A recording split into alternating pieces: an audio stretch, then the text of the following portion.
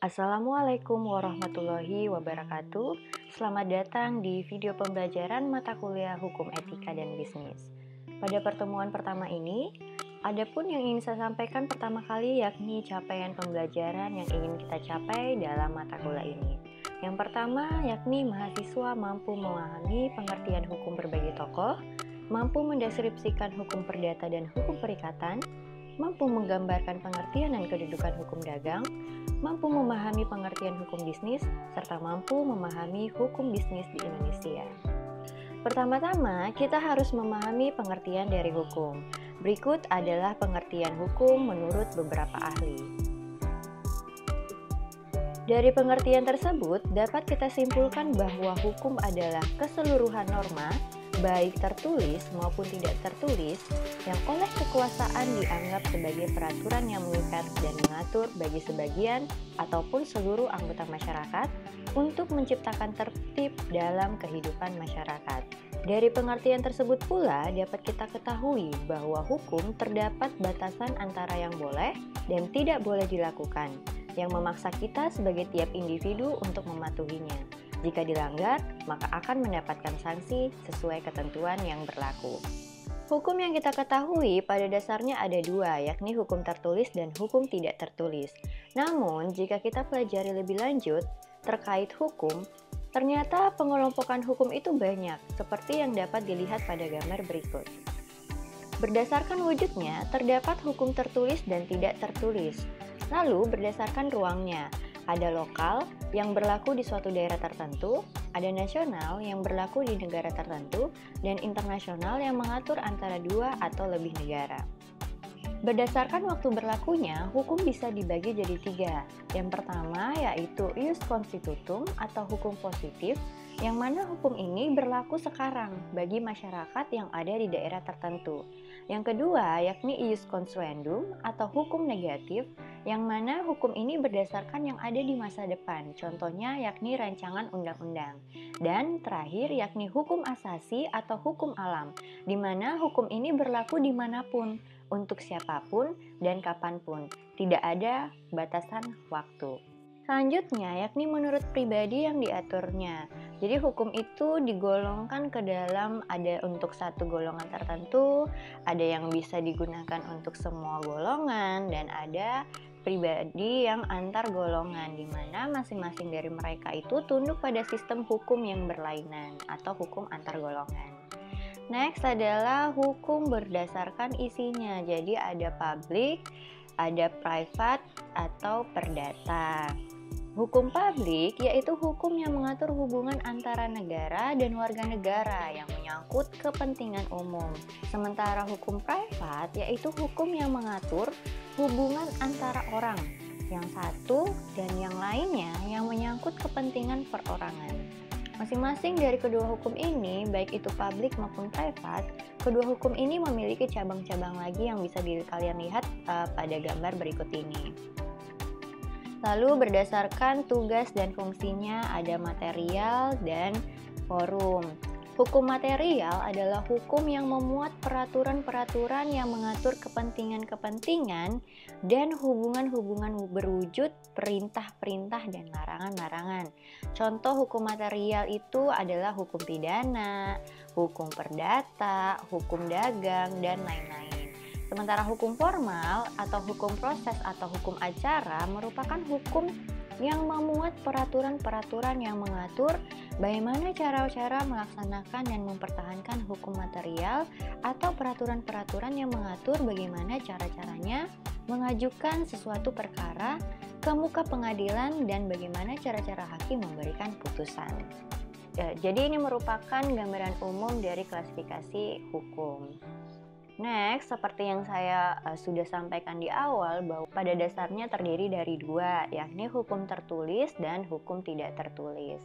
Hukum tertulis ini sudah tertera jelas dalam pasal 7 ayat 1 Undang-Undang Nomor 12 Tahun 2011, yang mana tentang pembentukan perundang-undangan meliputi mulai dari Undang-Undang Dasar Negara, ketetapan MPR, peraturan pemerintah pengganti undang-undang, hingga sampai peraturan ke daerah, kabupaten, atau kota. Sementara hukum tidak tertulis yakni meliputi adat istiadat dan kebiasaan.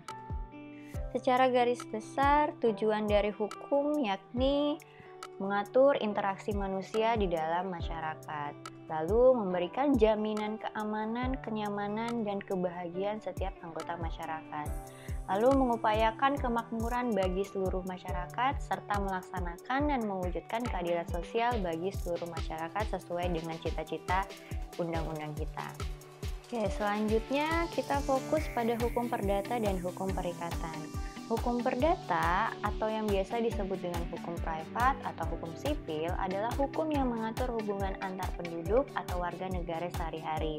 Jadi seperti perkawinan, perceraian, kematian, pewarisan, atau kegiatan usaha dan tindakan-tindakan yang bersifat perdata lainnya. Sementara untuk hukum perikatan merupakan hukum yang mengatur tentang hak dan kewajiban antara subjek hukum di bidang perikatan, antara lain tentang jenis-jenis perikatan atau yang terdiri dari perikatan yang timbul dari atau ditetapkan undang-undang dan perikatan yang timbul dari adanya perjanjian, syarat-syarat, dan tata cara pembuatan suatu perjanjian.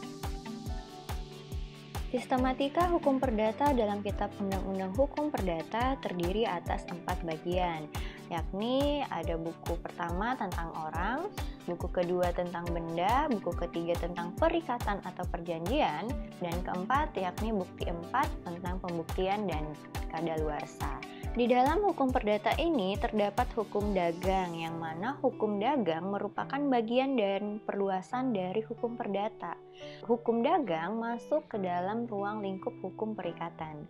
Adapun hukum perikatan yakni hukum yang mengatur akibat hukum yang disebabkan oleh adanya perikatan, yakni ada suatu hubungan hukum yang terletak dalam bidang hukum seperti harta kekayaan antara dua pihak yang masing-masing berdiri sendiri, yang menyebabkan pihak yang satu terhadap pihak yang lainnya berhak atas suatu kewajiban-kewajiban tertentu sebagai akibat hukum.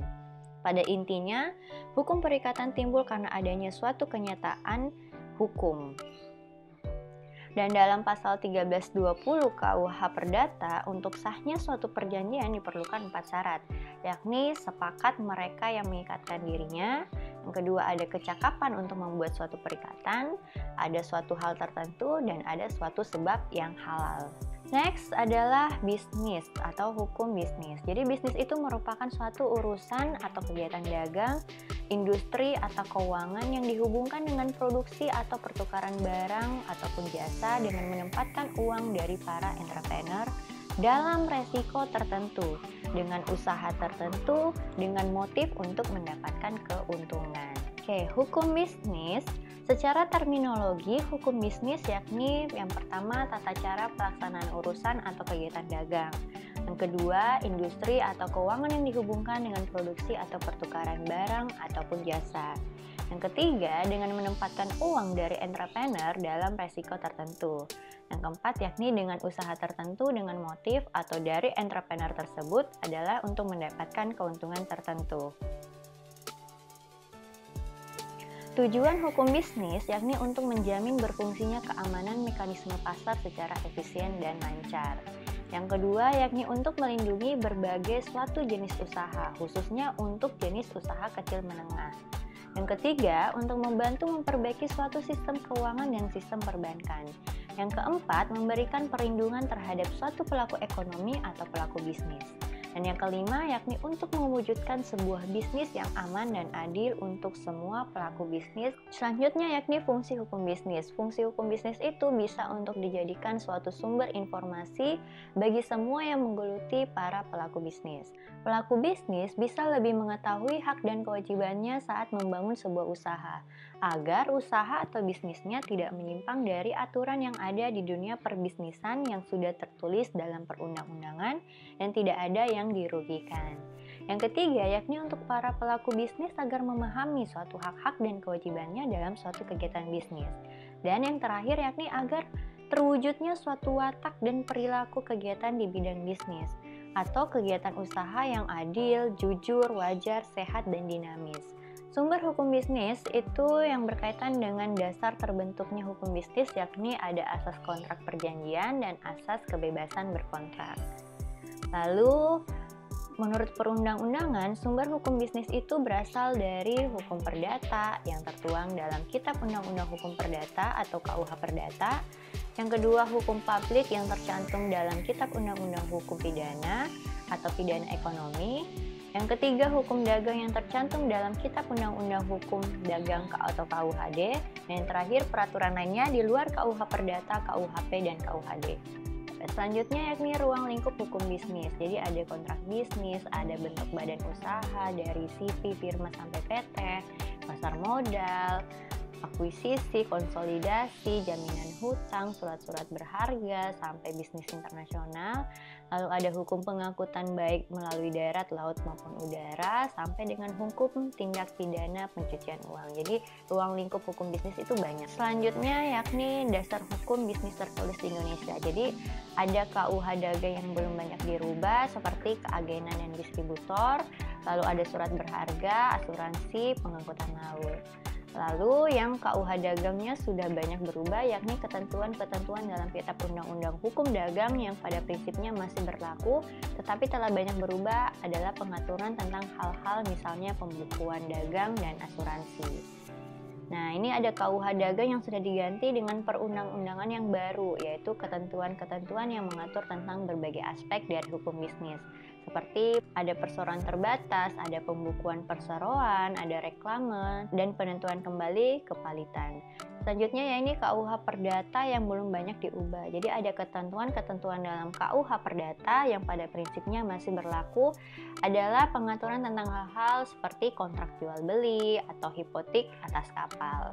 KUH Perdata yang sudah banyak berubah, yakni KUH Perdata yang pada prinsipnya masih dipakai tetapi lebih banyak berubah adalah pengaturan tentang perkreditan atau perjanjian pinjam meminjam. KUH Perdata yang sudah diganti dengan perundang-undangan yang baru, misalnya hak tanggungan dan perburuan.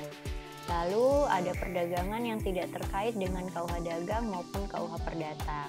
Jadi ini merupakan dasar-dasar hukum bisnis tertulis yang ada di Indonesia.